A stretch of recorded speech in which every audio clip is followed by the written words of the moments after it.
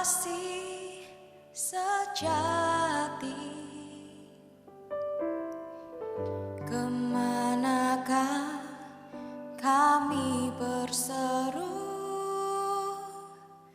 saat badai datang menderu?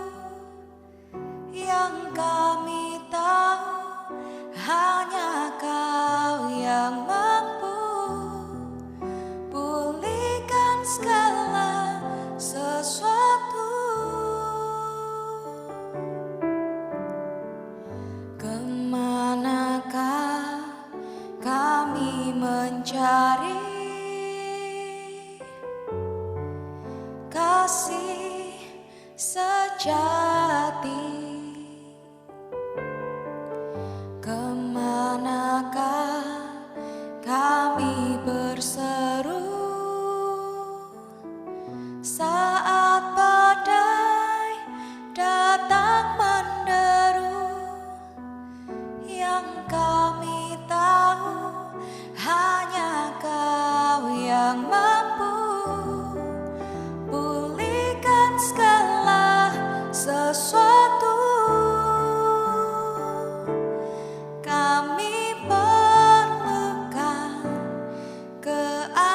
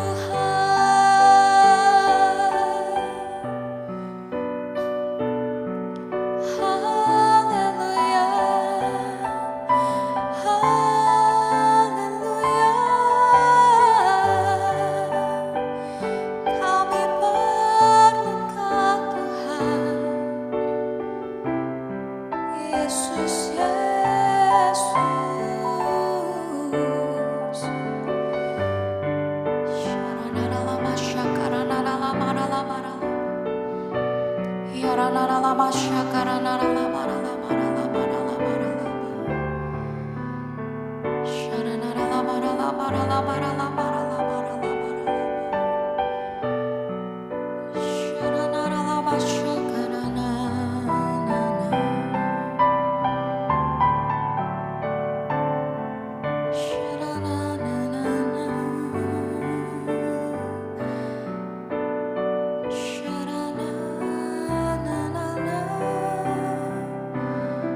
memerlukan Kau dalam kehidupan kami, Tuhan.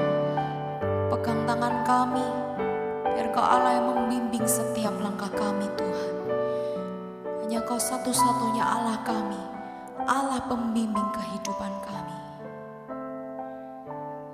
Kami perlukan keajaiban-Mu, kami butuhkan sentuhan tangan-Mu, kami tak dapat jalan sendiri, kami perlu Kau, Tuhan.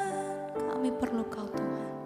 Kami perlukan keajaiban-Mu, kami butuhkan sentuhan tangan-Mu, kami tak dapat jalan sendiri, kami perlu Kau, Tuhan.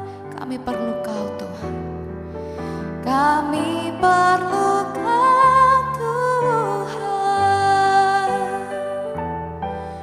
Kami perlu Kau, Tuhan.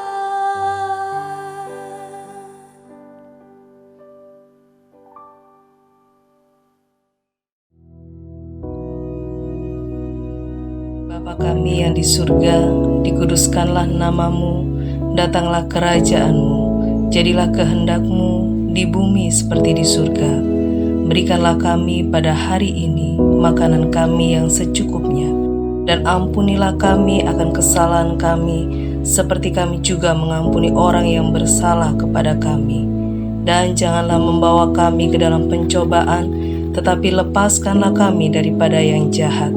Karena Engkaulah yang empunya kerajaan dan kuasa dan kemuliaan sampai selama-lamanya. Amin.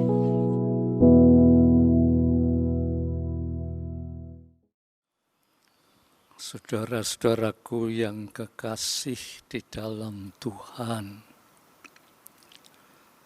kita berjumpa kembali di dalam kasih Yesus Kristus. Sekalipun perjumpaan kita itu bukan perjumpaan tatap muka,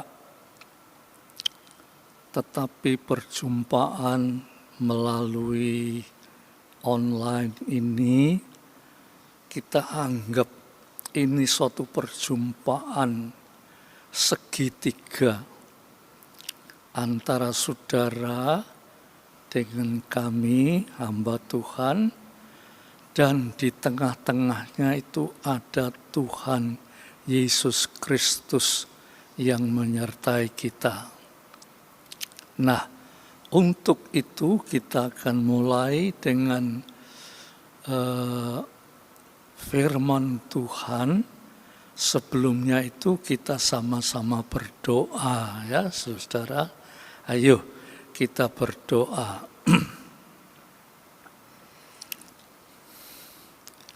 Tuhan, Bapa kami yang di surga, kami ingin lebih banyak mendengar firman Tuhan.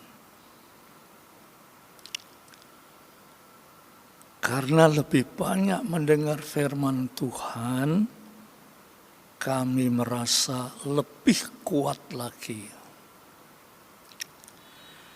Tetapi firman Tuhan bukan hanya untuk didengar, tetapi firman Tuhan untuk dilaksanakan, diterapkan di dalam hidup, supaya hidup kami ini penuh dengan kuasa dan pimpinan daripada Roh-Mu yang kudus. Terima kasih Tuhan, kami akan mempersiapkan diri untuk sama-sama menikmati kebenaran firman Tuhan. Terima kasih di dalam nama Yesus Kristus. Amin. Nah, kali ini saudara-saudaraku yang kekasih, saya akan mengajak saudara-saudara untuk membaca di dalam Mazmur. Mazmur pasal 46. Mazmur 46 ayat 11 dan 12. Mazmur 46 ayat 11 dan 12. Saya akan bacakan ya saudara. Saudara dengarkan dan perhatikan firman Tuhan ini ya. Dikatakan ayat yang ke-11. Diamlah dan ketahuilah bahwa aku Allah. Aku ditinggikan di antara bangsa-bangsa, ditinggikan di bumi. Ayat yang ke-12, Tuhan semesta alam menyertai kita. Kota benteng kita ialah Allah. Ayat-ayat ini sebetulnya walaupun tidak dijelaskan sudah cukup jelas. Ya, saudara, sudah cukup jelas. Tetapi perlu saudara mengetahui sebenarnya ayat ini berbicara tentang apa? Ya. Ayat ini berbicara tentang apa? Nah, untuk itu kita perlu menyelidiki dulu bahasa aslinya. Ya. Saya bukan ahli bahasa aslinya, yaitu bahasa Ibrani. Tetapi menurut para ahli bahasa, dia meneliti ayat ini dan dia ketemukan bahasa aslinya. Ya. Dikatakan di dalam ayat yang ke-11 itu, diamlah. Kata diamlah, itu kita sebetulnya sudah ngerti. Tapi maksudnya apa kata-kata diamlah ini? Ya. Di dalam bahasa aslinya itu disebut rafat. Rafat itu bisa berkata diam, bisa bermaksud mendekatlah. Jadi diamlah, rafat, tenang, dan mendekatlah. Ya, terus diamlah dan ketahuilah. Jadi kita diminta untuk mengetahui. Kita sudah tahu artinya ini, sudah tahu. Tetapi maksud ketahuilah itu lain daripada lebih dalam lagi daripada yang kita tahu, ya. Ketahuilah, itu di dalam bahasa aslinya dipakai kata yada atau ketahuilah, kenalilah, ya.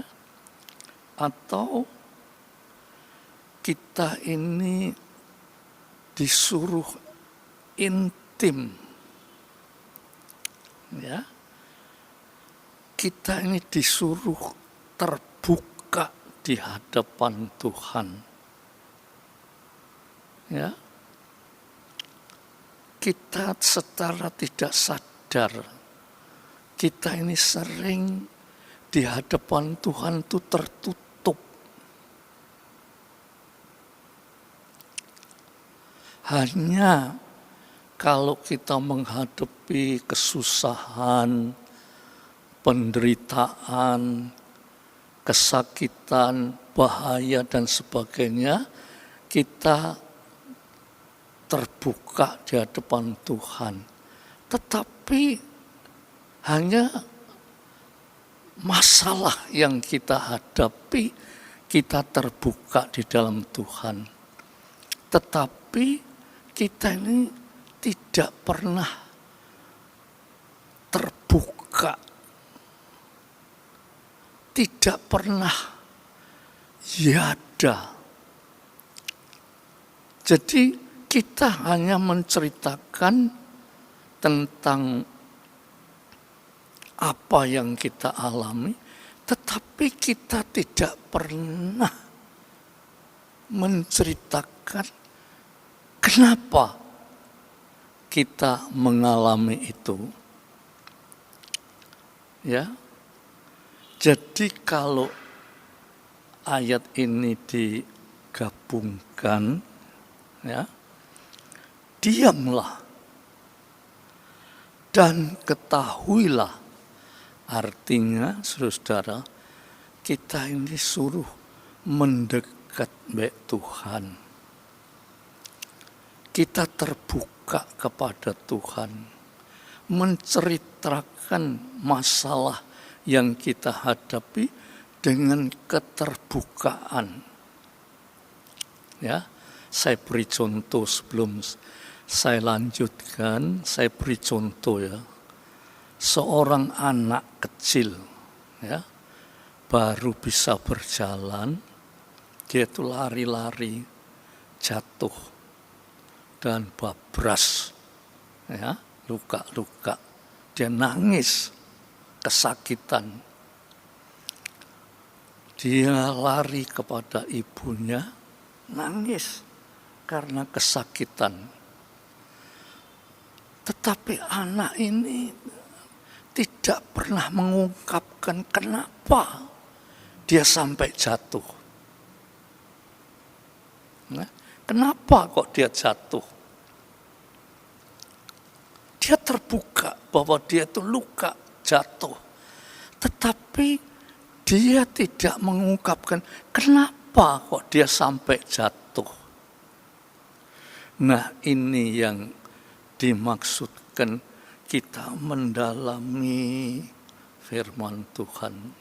Ya, oleh sebab itu dikatakan begini, diamlah dan ketahuilah, yada atau rafat dan yada. Artinya mendekatlah kepada Tuhan dan terbukalah apa permasalahanmu. Masalah susah, sedih, takut, khawatir, bahaya, penyakit, itu masalah yang kita hadapi. Tetapi Tuhan kepingin keterbukaan. Kenapa kok kita sampai mengalami susah, sakit, menderita, takut, khawatir, itu kenapa?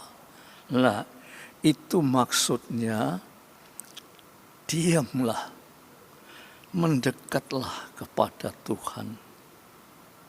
Dan ketahuilah, artinya mari dengan segala keterbukaan kita ini datang kepada Tuhan. Kenapa kok sampai susah? Kenapa kok sampai menderita? Kenapa kok sampai sakit? Kenapa kok sampai menghadapi bahaya itu? Apa sebabnya? Pasti ada sebabnya. Seperti anak tadi, saudara. Dia babras, dia nangis di hadapan ibu. Dia bilang sakit. Tetapi anak ini terbatas sampai di situ. Dia tidak menceritakan kenapa dia sampai babras itu. Dia tidak menceritakan bahwa dia babras itu karena lari. Itu tidak diceritakan. Nah, inilah suatu rahasia yang saudara harus tahu. Ya. Bahwa kita ini boleh datang kepada Tuhan. Tuhan bilang, diamlah, Rafat. Artinya mendekatlah kepada Tuhan. Sebab Tuhan itu sebetulnya terlalu dekat dengan kita. Cuma kita yang tidak mengerti bagaimana kita ini mendekat Tuhan. Dan ketahuilah, artinya kita kenalilah siapa diri kita ini. Kenapa kok sampai menderita, sampai susah, sampai sakit, sampai macam-macam bahaya. Kenapa? Kenalilah. Upamanya, saudara, upamanya wabah corona ini itu melanda dunia, ya, sampai sekarang itu mungkin kurang lebih 8 bulan. Malahan belakangan ini ada susulan atau gelombang kedua, ya, yang menurut berita terjadi di Perancis, di Jerman, mungkin di lain-lain tempat ada gelombang kedua sampai Perancis memberlakukan jam malam. Ya. Kenapa kok sampai begitu? Kenapa? Kita seringkali tidak pernah terbuka di hadapan Tuhan. Kenapa kok sampai begitu? Yang kita sampaikan hanya masalah yang kita hadapi. Tetapi kita tidak pernah menceritakan atau keterbukaan kepada Tuhan untuk menceritakan apa sebabnya. Saudara-saudaraku yang kekasih, mari kita yada, kita ketahui, kita terbuka di hadapan Tuhan, bahwa kehidupan manusia itu semakin hari semakin parah. Dosanya semakin berat, saudara-saudara. Tetapi mereka tidak pernah mengungkapkan dosanya. Yang diungkapkan itu akibat dari dosa itu yang diungkapkan. Tetapi dosanya tidak pernah terungkap.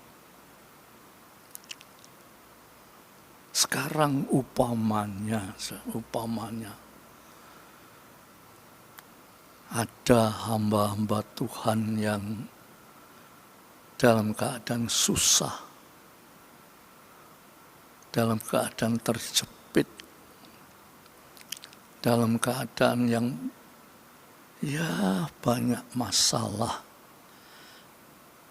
Dan itu disampaikan kepada Tuhan. Tetapi hanya terbatas sampai menyampaikan kesusahannya. Tetapi tidak pernah diungkapkan keterbukaannya. Kenapa kok sampai susah? Kenapa kok sampai menderita? Kenapa kok sampai mengalami macam-macam permasalahan? Itu tidak pernah disampaikan kepada Tuhan. Nah, saudara-saudara, untuk jelasnya, coba saya akan ajak saudara membuka di dalam surat Yakobus. Ya. Surat Yakobus pasal 4. Ya. Yakobus pasal 4, saya baca mulai ayat 8 sampai 10, ya, saya bacakan. Di situ dikatakan begini: mendekatlah kepada Allah. Yaitu tadi dalam Mazmur disebut Rafat, mendekatlah, diamlah, mendekatlah kepada Allah. Dan Ia, yaitu Allah, akan mendekat kepadamu. Kalau kita mendekat kepada Allah, Allah itu terlalu dekat dengan kita.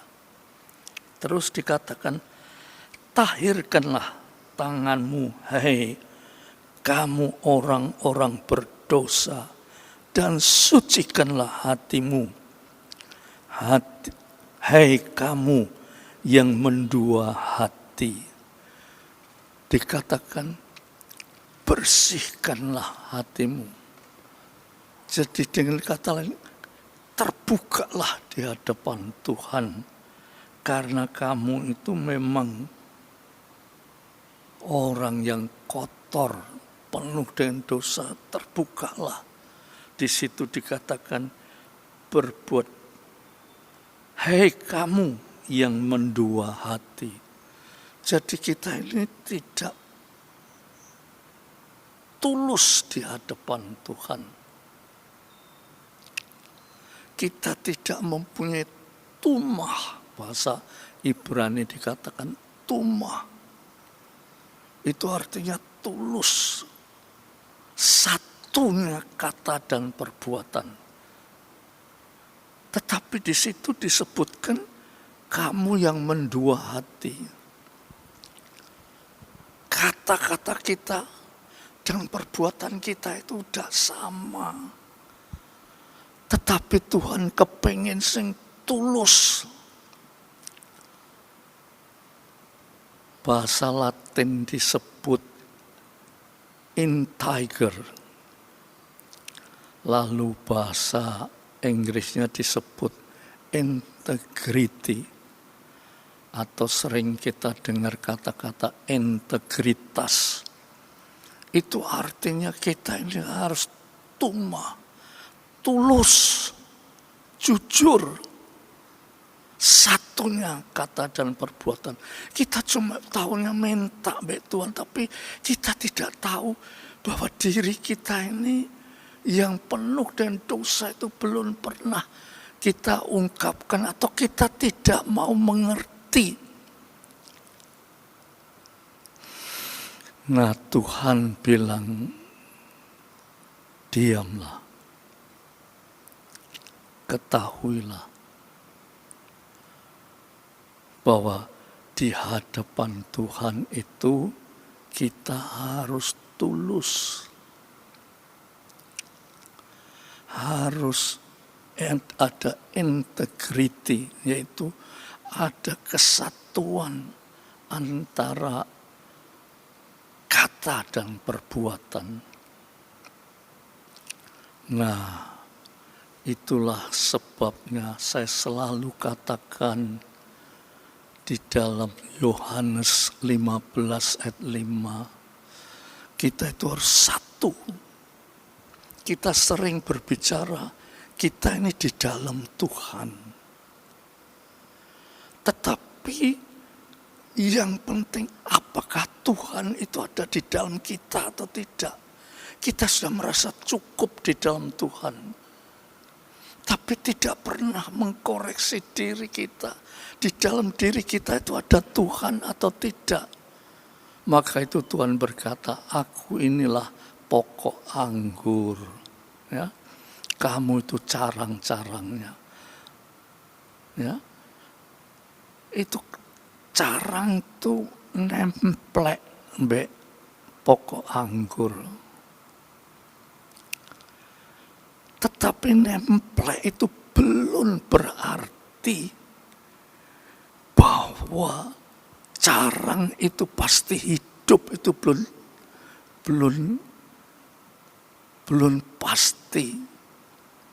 Carang itu masih mengalami banyak permasalahan sampai kering, sampai tidak bisa berbuah, sampai harus dipotong. Itu karena permasalahan yang belum dijelaskan.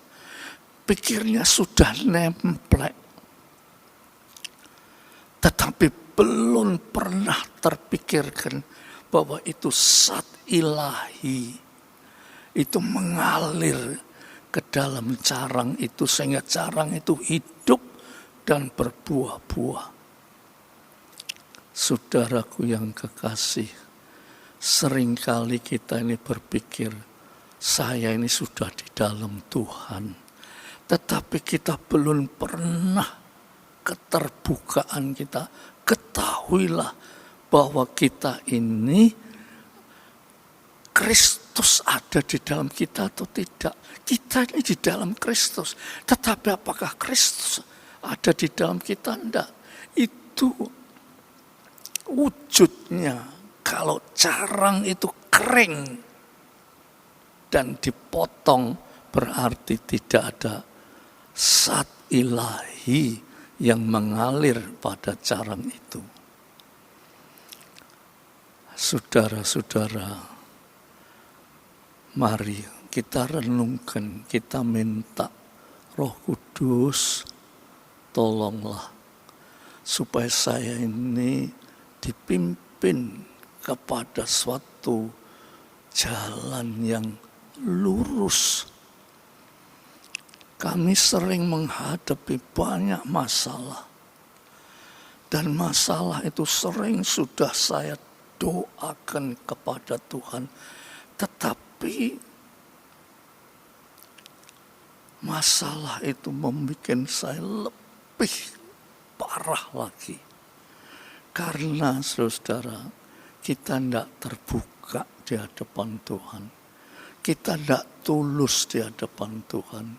Kita tidak mempunyai itu zat-zat ilahi yang masuk ke dalam tubuh kita. Sehingga kita ini hanya berkata, saya ini sudah percaya kepada Tuhan.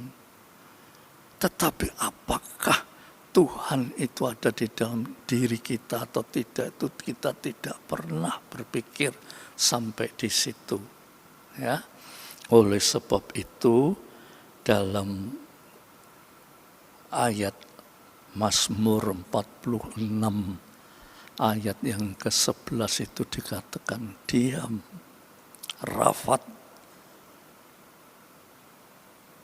mendekatlah baik Tuhan. Kata mendekat itu merapat, melekat, menyatu dengan Tuhan. Dan yada, kita ini terbuka. Jangan kita nutup-nutupi dosa kita. Kita terbuka. Tuhan bilang dalam 1 Yohanes pasal 1, tidak usah dibaca ya. 1 Yohanes pasal 1 ayat yang ke-9 dikatakan, kalau kamu mengakui segala dosa-dosamu, Allah itu setia dan adil Dia mengampuni dosamu dan menghapus segala kesalahanmu. Saudara-saudaraku yang kekasih, biar dengan firman Tuhan ini saudara renungkan betul-betul. Kenapa kita ini kok menderita? Kenapa kita ini susah dan sebagainya? Biarlah kita diam, mendekat Tuhan, dan ketahuilah ada keterbukaan kita di hadapan Tuhan. Dan ayat yang selanjutnya, Allah itu sangat ditinggikan karena Dia itu Allah yang Maha Kuasa. Amin. Mari kita sama-sama berdoa, minta Roh Kudus tolong saya supaya saya ini bisa mengerti firman-Mu dan saya bisa mengerti bahwa saya harus terbuka di hadapan Tuhan. Mari kita berdoa. Bapa yang di surga, kami telah mendengar firman-Mu. Biar firman-Mu ini menggugah kami. Roh Kudus berkenan menjamah hati kami sehingga kami tergugah untuk mengetahui siapa kami sebetulnya. Kenapa kok kami mengalami banyak penderitaan, kesusahan, kesakitan, dan sebagainya. Tetapi kami tidak pernah terbuka di hadapan Tuhan. Ajarkan kami terbuka, mengakui segala kesalahan kami. Seperti anak itu, dia jatuh, babras, nangis. Tetapi anak tidak pernah menceritakan bahwa dia itu sebetulnya akibat daripada lari-lari.